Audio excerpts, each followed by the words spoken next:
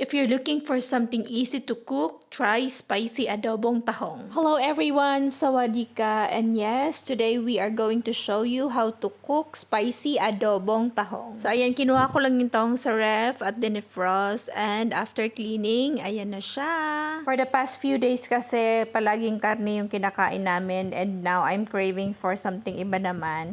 And ito yung nakuha ko sa ref. Ay sus, akala mo ang dami naman laman ng ref.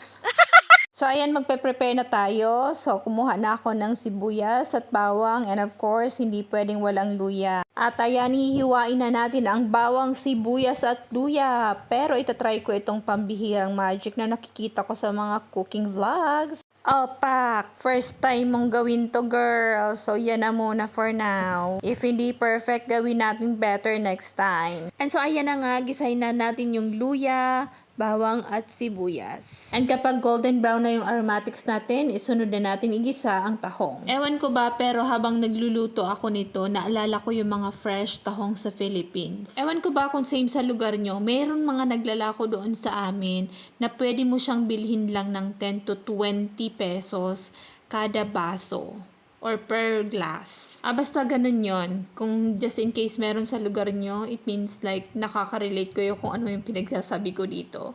So, ayan, nilagyan ko lang ng toyo. That's the dark soy sauce here.